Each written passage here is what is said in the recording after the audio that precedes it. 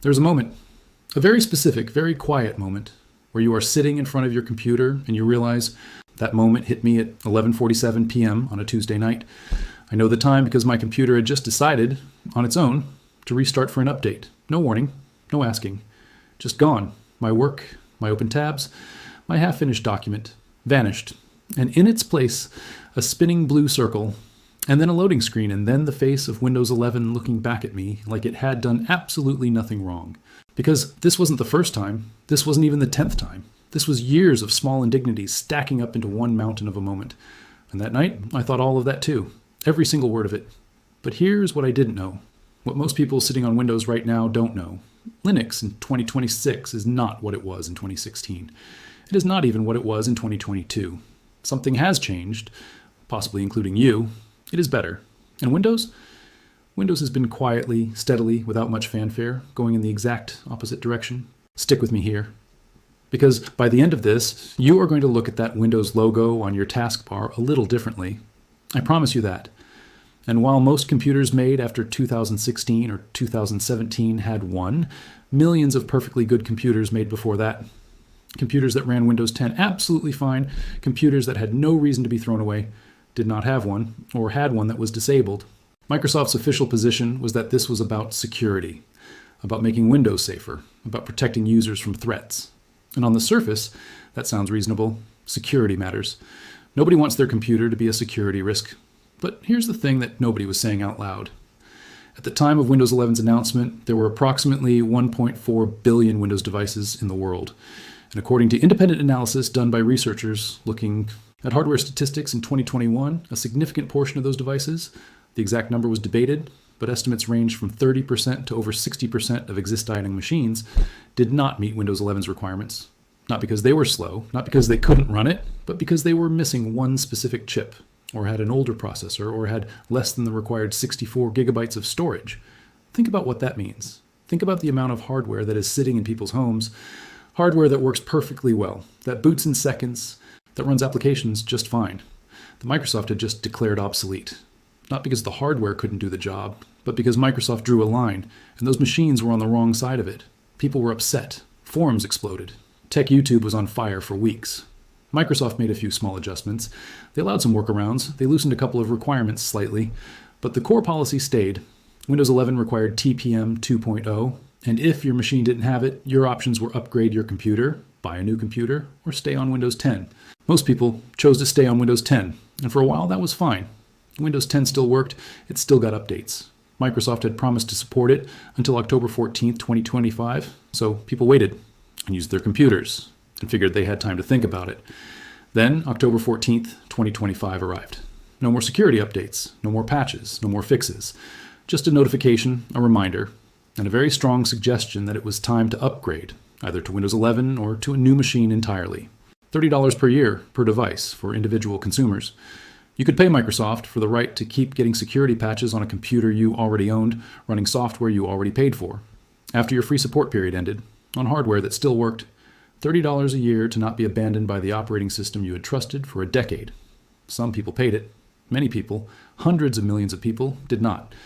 And overnight, the world was left with an enormous ocean of Windows 10 computers that were technically no longer being protected. Computers in homes, in small businesses, in schools and hospitals, computers running quietly in corners connected to the internet, no longer receiving the security updates that stand between them and the people who want to break into them. This was a quiet catastrophe. Not loud, not dramatic, but real. And for me, it was the first thing that made me seriously start thinking. Because I had a Windows 10 machine, and I was not about to pay $30 a year for the privilege of keeping it, and I was not about to buy a new computer just to run Windows 11 on hardware that didn't meet an arbitrary requirement. So the question became, what are my actual options here? Windows 11 was one option. If I upgraded, I could get it for free. My machine technically qualified. It had TPM 2.0, just barely, so I could upgrade. But that meant dealing with Windows 11. And by late 2025, I had watched enough people deal with Windows 11 to know exactly what was waiting for me on the other side of that upgrade button. Let me paint you a picture. You boot into Windows 11 for the first time. The setup experience begins. And immediately, before you have even gotten to your desktop, Microsoft asks you to sign in with a Microsoft account. Not create a local account, A local account that lives on your computer and stays on your computer and is yours? No, a Microsoft account. An account that is tied to Microsoft's servers. An account that, if you don't already have one, you need to create. An account that, by default, syncs your settings, your browsing history, your preferences, and certain file information back to Microsoft's cloud. You can, with some effort, bypass this. There are ways to get to a local account.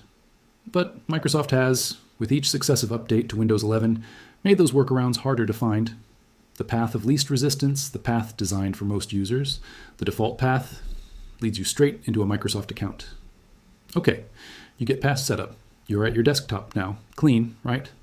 Beautiful, almost. And then you look at your start menu, and there are ads in it. Not subtle, not hidden. Sponsored app recommendations sitting in your start menu, the central hub of your operating system, the place you have been clicking since you were 8 years old, and you first found out you could make the little Windows flag appear. Ads on your computer that you paid for, on software that came with that computer. Ads.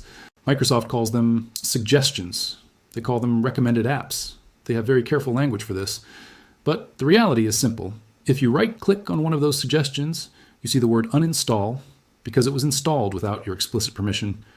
It is an app Microsoft put on your computer because a third party paid Microsoft to put it there. That is the definition of an ad on your start menu. And it doesn't stop there. The File Explorer. The tool you use every single time you need to find a file, the most basic navigation tool in Windows, now shows ads for OneDrive, prompts to upgrade your OneDrive storage, reminders that your files would be safer in the cloud, in the thing you use to open folders. The lock screen shows ads. The weather widget on the taskbar, which you can't easily remove, shows news content from Microsoft's partners. The Edge browser, which Windows installs and reinstates and restores and nudges you toward with almost aggressive persistence.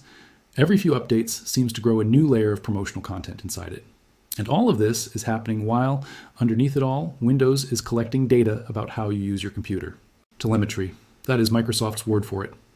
Windows 11, by default, collects diagnostic and usage data and sends it to Microsoft. The amount of data collected depends on your settings. There is a required level and an optional level. Even at the required level, Microsoft is receiving information about the apps you run, how long you use them, how your device is performing, what errors occur, and certain characteristics of your hardware and software environment. You can turn the optional level off. You cannot turn the required level off. It is not a choice. It is in the license agreement you agreed to when you installed the software. Microsoft receives this data from your computer continuously as long as Windows is running. Now, I want to be clear here because this matters. Is Microsoft doing something uniquely evil with this data? No more than Google or Apple or any other large technology company? Data collection is the business model of the modern internet. That is a real conversation worth having, but it is a different conversation. What I am saying is this. On Windows 11 in 2025 and 2026, you are using an operating system that shows you ads, collects your usage data, pushes you toward paid cloud subscriptions, reinstalls apps you removed, defaults you into an online account, and restarts your computer without your permission to apply updates. That is what the product has become. Protection. It was too important to strike, because striking it would bring consequences too severe to survive. That logic held for 23 years. Then, in June 2025, it broke. The sequence of events that led to June 23rd began weeks earlier. Israel and Iran had been in open conflict. Israel launched strikes on Iranian military sites, on officials connected to Iran's nuclear program, on infrastructure Tehran had spent decades building. Iran retaliated. The cycle escalated. And then, as the fighting intensified, a question appeared on President Trump's desk. Does the United States stay on the sidelines, or does it finish the job? The job, in this case, was Iran's nuclear program. Specifically, the deeply buried enrichment facility at Fordo, carved into a mountain in central Iran, hardened against anything in the Israeli arsenal. Israel did not have a bomb that could reach it, but the United States did. The massive ordnance penetrator, a 30,000-pound bunker-busting bomb, had been in development for precisely this scenario. More than 15 years of engineering, testing, and refinement, all pointed at one target, Fordo. Trump made the call. The operation was named Midnight Hammer. On the night of June 21st, 2025, 7 B-2 stealth bombers lifted off from Whiteman Air Force Base in Missouri at exactly 12:01 in the morning. They flew east, over the Atlantic, not west toward Guam, where the world had been watching. The MI's direction was deliberate. American officials had publicly discussed B-2 movements toward the Pacific. Every eye turned that direction. Meanwhile, the real strike package was already airborne, crossing the Atlantic in the dark, heading straight for Iran. The B-2s reached their targets, Fordo, Natanz, Isfahan. The bunker busters fell. The enrichment facilities that Iran had buried under mountains that had survived years of Israeli pressure and American sanctions were struck by weapons specifically designed to destroy them. Trump would later say Iran's nuclear program had been set back decades. The UN nuclear watchdog confirmed that centrifuges at Fordo were no longer operational. America had struck Iran's most protected military infrastructure, and now everyone waited to see what Iran would do next. They did not wait long. But here is the crucial detail that reveals everything about how the United States actually manages its exposure at Al Udeid. More than a week before the bombers took off from Missouri, the U.S. military had already begun quietly moving people out of Al Udeid. Personnel and families were relocated, aircraft were repositioned. Satellite images captured by Planet Labs showed the tarmac at Al Udeid on June 5th, packed with military aircraft. By June 19th, 2 days before the strikes, the same tarmac was nearly empty. Dozens of aircraft had silently vanished. The base that normally buzzed with constant activity looked like a ghost installation. The American military had preemptively cleared its own base, not because it was abandoning Al Udeid, but because it knew what was coming and it needed to reduce the damage.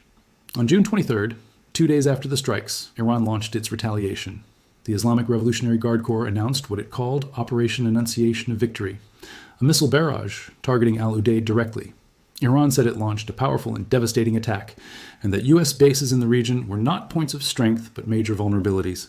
7 missiles were fired from Iranian territory, short-range and medium-range ballistic missiles, according to a U.S. defense official. Qatar confirmed the launch, saying its authorities had received reports of 7 missiles heading toward Al Udeid. The base scrambled its defenses. Inside Al Udeid, 44 American soldiers had stayed behind to operate the Patriot air defense systems. The oldest among them was a 28-year-old captain. The youngest was 21. They had flown in specifically for this moment. Patriot crews who had been stationed in South Korea and Japan brought to Qatar to bolster the base's defenses. They had roughly 2 minutes to succeed or fail. 2 minutes from detection to intercept, with Iranian ballistic missiles descending on their position. The Patriot systems fired. Most of the incoming missiles were destroyed, but one got through. It struck a radome on the base, the large white dome that housed American secure communications equipment. Satellite images from Planet Labs confirmed the destruction. The radome was gone. The communications infrastructure it protected was damaged. Iran claimed 6 missiles had successfully hit the base. American and Qatari officials said the damage was limited at the radome and that there were no casualties. Qatar's defense minister confirmed that air defenses had intercepted the main bar. Rage. Outside the base, explosions were visible from Doha, the capital, 45 minutes away by road. The embassy issued a shelter-in-place warning for American citizens. The chairman of the Joint Chiefs, General Dan Kane, later called it the largest single Patriot engagement in U.S. military history. One engagement, 44 soldiers, 2 minutes. The entire communications dome of the most important U.S. military base in the Middle East destroyed. And here is what that moment exposed. The preemptive evacuation of Al Udeid was not a precaution taken out of abundance of caution. It was the American military acknowledging, in the clearest possible operational terms, that Al Udeid cannot be defended in place during a real exchange with Iran. The base is too close. The missiles are too fast. The only viable strategy, when Iran decides to strike, is to move the people and the planes before the missiles arrive. That is not the posture E of a superpower defending its territory. That is the posture of a military that has accepted its own geographic exposure. The world noticed that sequence. Iran struck Qatar. Then America issued the guarantee. That ordering of events matters. It suggests the guarantee was not deterrence, or it was damage control, a way of reassuring Qatar that the United States was still committed, after the fact, after the missiles had already landed. October brought another development. Defense Secretary Pete Hegseth flew to the Pentagon and signed a letter of agreement with Qatar's defense minister. The United States and Qatar would build a Qatari Air Force facility at Mountain Home Air Force Base in Idaho. Qatar would bring F-15 fighter jets to American soil. Pilots would train together. Interoperability, the military word for making sure 2 different countries' forces can actually operate together in a real fight, would deepen. It was unprecedented. Qatar, a nation the size of Connecticut, was being invited to operate military aircraft on U.S. territory. The official explanation was mutual training and shared readiness. But the underlying message was equally clear. This relationship is not just about America protecting Qatar. This relationship now goes both ways. Qatar's Air Force trains in Idaho. America's headquarters stays in Doha. The dependency is becoming mutual. In November 2025, the U.S. and Qatar cut the ribbon on the Middle East's first combined command post for air defense, right there at Al Udeid. Admiral Brad Cooper, the CENTCOM commander, stood at the ceremony and said, The military-to-military relationship with Qatar was stronger than ever. The new facility would allow American and Qatari forces, alongside personnel from other regional partners, to coordinate air and missile defense in real time. 17 nations, one operations center, all of it headquartered at the base that Iran had struck just 5 months earlier. From the outside, it looked like strength, and in some ways it was. The investment, the coordination, the joint command structure. These are real capabilities that make the base harder to overwhelm. But underneath the ribbon cutting and the press releases, the geography had not changed. Qatar still sits 190 kilometers from Iran. The missiles are still faster than any decision-making process, and the base still has one fundamental vulnerability that no amount of Patriot batteries can completely eliminate. It is there, it is known, and its coordinates have been in Iranian targeting databases for years. Then came January 2026. Iran's government was in crisis. Massive anti-government protests had erupted across the country in the final days of 2025, triggered by economic collapse and a currency in freefall. The protests spread fast and hard. Reports from human rights organizations estimated that by mid-January 2026, Iranian security forces had killed more than 2,400 protesters, with some estimates placing the toll as high as 20,000. Over 18,000 people had been arrested. Communications and internet access were being cut city by city to prevent footage from reaching the outside world. Trump was watching, and Trump was threatening. He took to Truth Social with messages urging Iranian protesters to keep fighting. He said help was on the way. He canceled meetings with Iranian officials. He threatened tariffs against any country doing business with Iran. He told a CBS News anchor he would take very strong action if the Iranian regime began executing protesters. And behind the public statements, the briefings were happening. The president was receiving presentations on military and covert options for targeting Iran. Tehran heard all of it, and Tehran responded in a way that made the threat concrete. A senior Iranian official contacted governments across the Gulf, Saudi Arabia, the UAE, Turkey, and others, and delivered a direct message. If the United States strikes Iran, every U.S. military base in your country will be attacked. Not a vague threat, a specific, formal diplomatic notification. Iran was telling its neighbors, hosting American forces has consequences. The clock is running. On the morning of January 14th, 2026, Reuters broke the story. The United States was withdrawing personnel from Al Udeid. Hundreds of troops were being moved off the base and relocated to hotels and other facilities across the region. Qatar's government confirmed it in an official statement. The departure of certain personnel from Al Udeid was happening in response to current regional tensions. Qatar said it was taking all necessary measures to protect its citizens, residents, and critical infrastructure. Open-source flight tracking data caught what the official statements did not say. At least 6 U.S. Air Force KC-135 Stratotanker refueling aircraft departed Al Udeid around 10 in the evening local time, heading south toward Saudi Arabia. Those tankers are among the most important aircraft in any U.S. air campaign. They are the aircraft that keep fighters and bombers airborne for extended operations. Moving them out of Qatar meant the base's offensive capability was being deliberately reduced. The UK confirmed it was also reducing RAF personnel at the base. A British Ministry of Defence spokesperson said withdrawing personnel was part of the standard precautionary measures they put in place when security conditions change. A diplomat speaking to Reuters described what was happening not as an evacuation, but as a posture change. That phrase, posture change, is doing a lot of work. It is the diplomatic and military term used when institutions want to acknowledge a significant shift without using language that admits vulnerability. Evacuation implies fear. Withdrawal implies retreat. Posture change implies deliberate strategic adjustment. But when you strip away the language, the operational reality is the same. America moves its people out of Al Udeid when Iran becomes dangerous. This was the second time in less than 8 months. The second time, January 2026, the situation had not yet escalated to missiles. But the pattern was already established. Tensions rise between Washington and Tehran. Iran threatens the base, the U.S. moves people out, the cycle repeats. Here is what that cycle reveals about the actual strategic geography of U.S. power in the Middle East. Al Udeid was built on the assumption that American presence deters Iranian aggression. The base exists because Qatar wanted protection and America wanted a platform. For more than 2 decades, the deterrence held, not because Iran couldn't strike the base, but because the costs of doing so were understood to be prohibitive. Striking 10,000 American troops was crossing a line that no Iranian leadership could afford to cross without accepting the consequences. Read that again. Iran fired 12 ballistic missiles at the U.S. military's most important regional base, destroyed a critical communications installation, and the American president thanked them for the heads up and called it weak. That is not the language of a superpower that just defended its territory.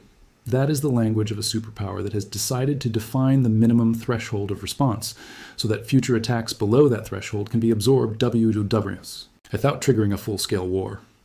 Iran heard that message perfectly. It established something new. There's a level of attack on Al Udeid that America will absorb, publicly minimize, and not escalate over. That knowledge is now built into Iranian military planning. The geography has not changed. Qatar is still 190 kilometers away. The base is still in range, but the deterrence has changed. The invisible line that once protected Al Udeid from any Iranian strike because crossing it was unthinkable is gone. It was crossed in June 2025, and the world continued. Base was hit. No war started. Iran struck American forces directly, and the response was a press conference where Trump called it weak. What does that mean for the future of Al Udeid? Consider what the United States has been doing in parallel with all the public commitment ceremonies and ribbon cuttings. In 2019, 6 years before the June 2025 strikes, the U.S. quietly transferred the Combined Air and Space Operations Center from Al Udeid to Shaw Air Force Base in South Carolina. The Washington Post was invited to observe what OFO officials called a dress rehearsal. Moving the command center off Qatar's soil back to the continental Unias, TED states, away from the 190-kilometer gap between Qatar and Iran. American officials described it as training and exercises. Arab News described it more bluntly. The Americans are re-practicing for a future where Al Udeid no longer exists. That transfer in 2019 was not widely discussed. It did not generate much coverage. But it was a significant statement about how the United States internally assesses its own exposure. Not run a dress rehearsal for relocating your most important regional command center unless you are seriously considering the scenario where relocation becomes necessary. The pattern, then, is this. Publicly, the United States deepens its commitment to Al Udeid. Security guarantees. New command facilities, joint training, billions in Qatari investment.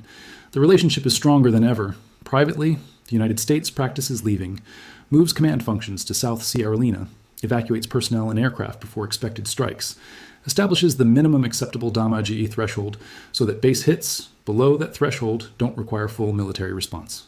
Qatar is caught in the middle of this tension. Qatar has invested more than $8 billion in a base that its American partner preemptively evacuates when threats escalate. Qatar signed a defense cooperation agreement, received an unprecedented formal security guarantee, and still watched Iranian missiles strike its territory. Qatar condemned the attack and immediately reaffirmed its commitment to American partnership. Because Qatar has no other choice. The entire foreign policy architecture of Qatar rests on the American military presence. Remove the Americans, and Qatar faces its neighbors, Saudi Arabia and Iran both, without a shield. Qatar knows this.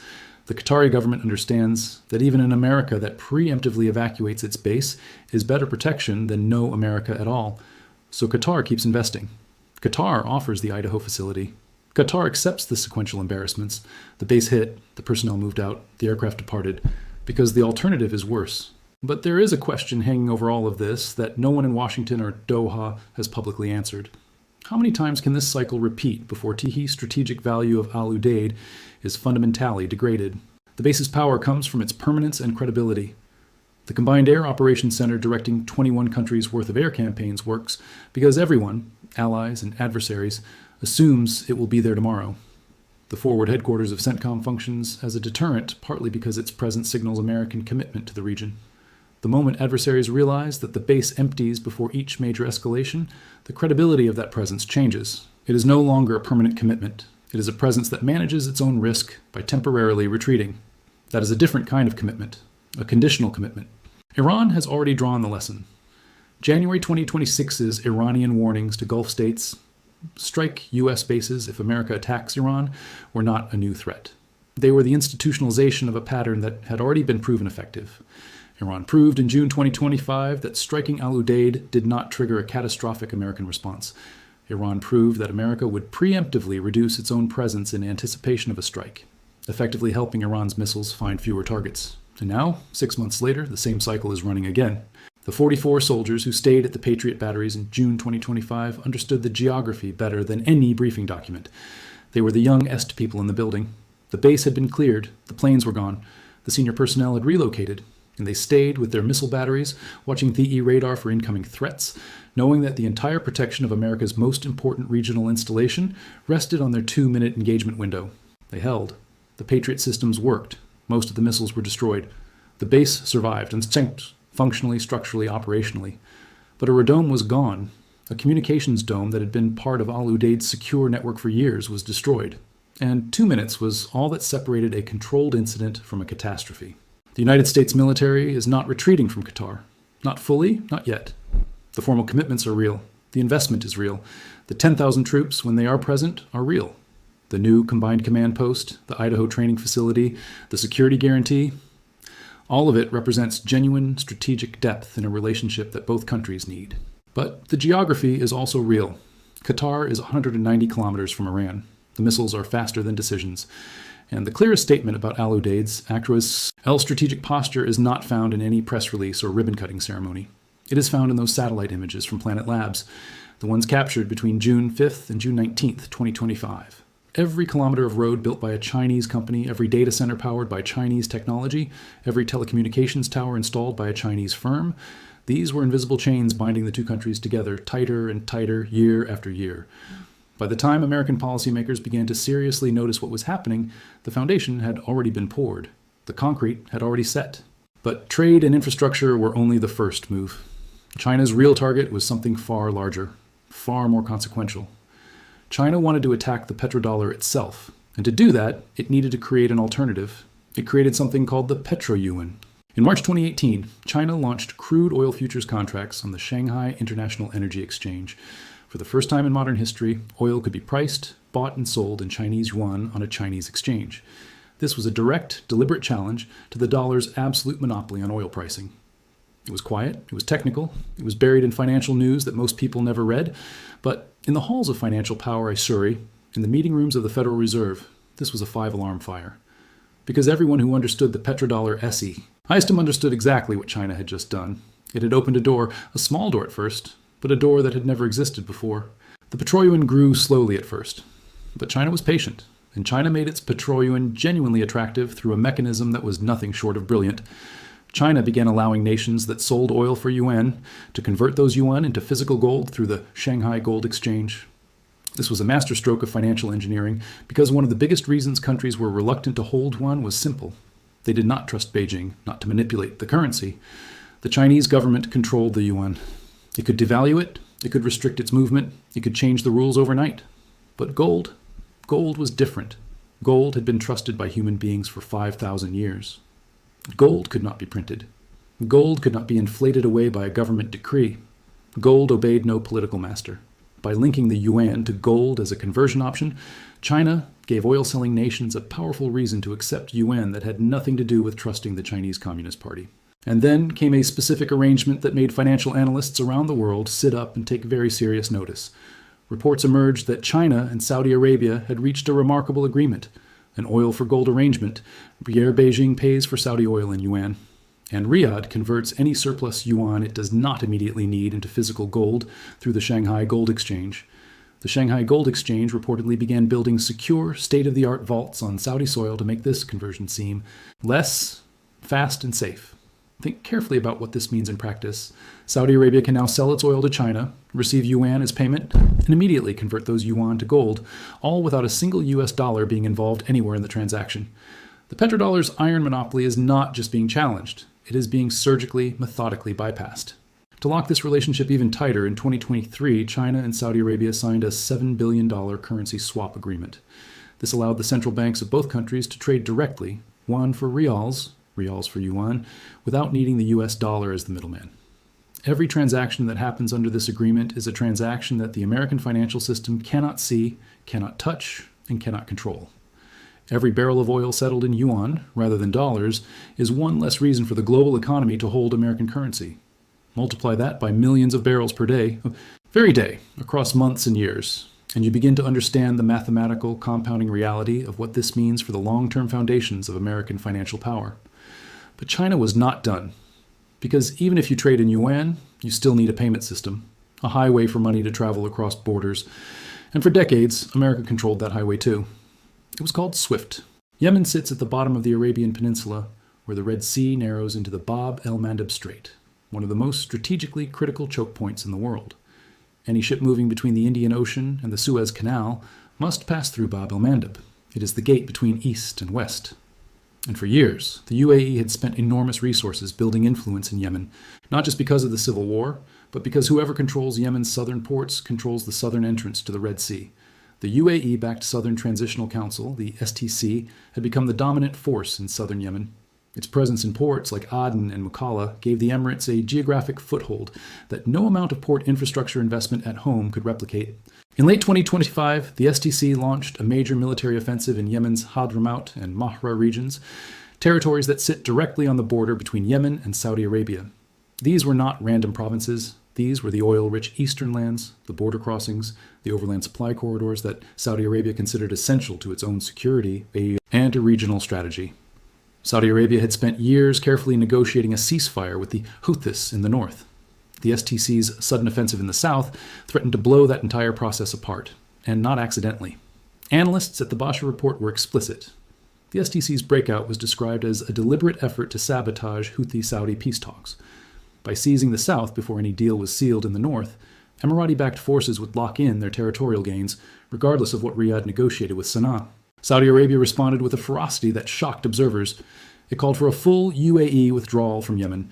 It dissolved the STC as a legitimate political entity, and then it did something almost unprecedented in modern Gulf politics. It conducted airstrikes on what it described as Emirati weapons supply routes inside Yemen. Saudi Arabia, a nominal ally of the UAE for a decade, was bombing the logistics chains of Emirati-backed forces. That is not a trade dispute. That is something else entirely. The Red Sea theater did not stop at Yemen, moved north and west, across the water to Sudan, and the geography becomes even clearer. Sudan controls enormous stretches of Red Sea coastline. Saudi Arabia backs the Sudanese armed forces, the official government army. The UAE backs the Rapid Support Forces, the RSF, a paramilitary group that controls Sudan's informal gold trade, its inland route, as toward the Red Sea, and has built relationships with actors that Riyadh finds deeply uncomfortable, including Israeli-linked networks. The Saudi calculation is direct. If the UAE controls both Yemen's southern ports and Sudan's Red Sea access points, Riyadh's own coastline becomes squeezed between two zones of Emirati influence. The new Silk Road routes that Saudi Arabia needs for NEOM, for its logistics ambitions, for its post-oil economic future. All of them run through a Red Sea that could be strategically compromised. So Riyadh escalated. During Mohammed bin Salman's visit to Washington in November 2025, he reportedly urged the Trump administration to increase pressure on the UAE, specifically over its role in Sudan. In January 2026, Foreign Minister Faisal bin Farhan flew to Cairo and initiated something extraordinary, a joint Saudi-Egyptian effort to constrain Emirati logistical networks. Together, Riyadh and Cairo moved to restrict UAE cargo flights from using Egyptian and Saudi airspace, flights suspected of supplying the RSF in Sudan. They applied coordinated pressure on Libyan military commander K. Khalifa Haftar to disrupt smuggling routes that the UAE was using through Libya's Al-Kufra airport. A key Emirati logistical hub on its supply corridor into Sudan was temporarily closed. Saudi Arabia was not just competing with the UAE for trade routes, it was physically cutting Emirati supply lines across the entire region. The European Council on Foreign Relations, one of the most rigorous geopolitical research institutions in the world, put it plainly. The Saudi-Emirati Strategic Alliance, built on the already strained personal relationship between their leaders, had collapsed. The Gulf vision that had existed for a brief moment in September 2025, when Mohammed bin Zayed visited MBS after years of no contact, floating the idea of a unified Arab Gulf front, was destroyed in weeks by the Yemen offensive and the Sudan escalation. And yet, even with all of this happening, the official line from both capitals remained cordial. That is the part that makes this story so uniquely dangerous. This is not a war that is announced. There are no declarations, no sanctions, no diplomatic expulsions.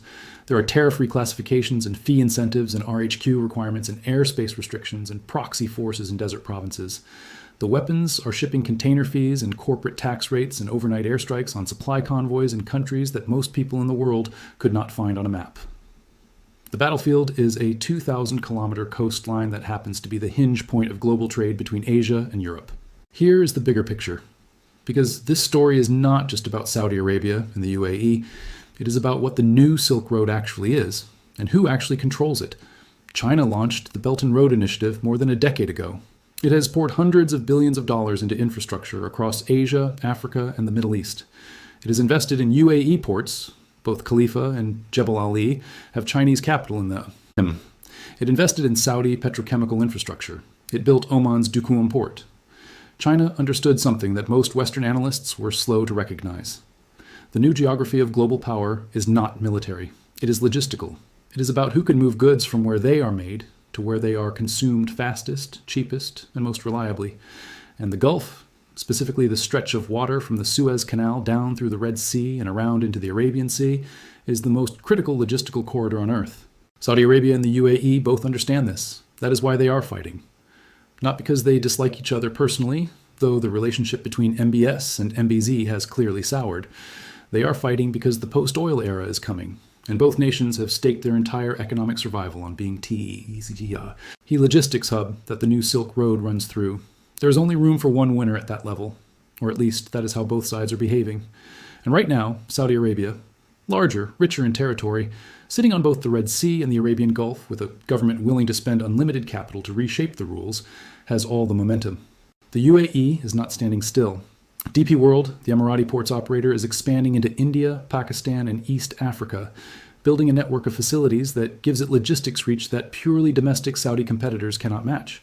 The UAE slashed corporate taxes to zero for qualifying free zone activities in 2025, fighting to retain businesses that the Saudi RHQ mandate was pulling away. It invested $50 billion in fleet expansion at Emirates and Etihad to defend its position as the region's premier aviation hub. In October 2025, there was Discus, scion of a CMA-CGM deal worth $450 million for a fourth terminal in Jeddah, which tells you something remarkable on its own.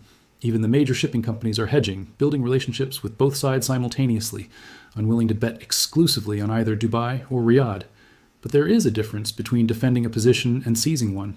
The UAE is defending, Saudi Arabia is seizing, and in geopolitics, in economics, and in history, the difference between those two postures almost always determines the outcome. The International Crisis Group, the European Council on Foreign Relations, the Middle East Council on Global Affairs, all of these institutions are now tracking this rivalry as one of the defining dynamics of regional stability. Because when two of the wealthiest and most militarily capable nations in the Arab world are actively undermining each other's supply lines, it does not just affect their bilateral trade numbers. It affects Sudan's war. It affects Yemen's peace. It affects shipping insurance rates in the Red Sea. It affects whether smaller Gulf nations like Oman and Qatar, who have carefully maintained relationships to Bolivia with both sides, can continue to do so. It affects whether China's belt and road investments in the region begin to fracture along Saudi-Emirati fault lines. It affects whether the United States, which has strategic partnerships with both nations, finds itself forced to choose. The GCC, the Gulf Cooperation Council, was built on the idea that the six Gulf monarchies shared enough common interest to coordinate their economies, their security, and their foreign policies. Saudi Arabia and the UAE were always the anchor of that arrangement, the two heavyweights whose alignment held everything else in place. That anchor is gone. And without it, the GCC's non-oil trade growth rate, which had been running at 15% annually since 2020, faces a slowdown towards single digits by 2027, according to analysts at ICAEW, as intra-GCC friction begins to replace intra-GCC cooperation. What does this mean for the new Silk Road itself? China built the BRI on the assumption that the Gulf would be a cooperative gateway, a smooth transit zone where goods flowing from Chinese factories could move through reliable infrastructure toward European and African markets. Instead, the Gulf's two most important logistics powers are now building competing networks, imposing competing tariffs, and fighting proxy wars over the ports and coastlines that the Silk Road runs through. CMA CGMs and Maersks of the world cannot optimize their routes when the rules change with the political temperature between Riyadh and Abu Dhabi. Every new tariff, every new airspace restriction, every STC offensive, the Society for Worldwide Interbank Financial Telecommunication, every international bank transfer in the world flows through SWIFT. Every time a business in Tokyo pays a supplier in London, every time a government in Brazil buys equipment from a company in Germany, every time any financial institution anywhere sends money internationally, the message passes through SWIFT, and America had learned to weaponize it. When Washington wanted to punish a country, Iran, Russia, North Korea, it simply removed that country from SWIFT overnight, without a trial, without a vote, without international consensus, just gone. And when a country was cut off from SWIFT, its economy did not slow down. It collapsed. No trade could happen, no payment could arrive, no business could function. SWIFT was America's financial nuclear weapon, clean, invisible, devastatingly effective. China had watched America use this weapon and drawn a clear lesson.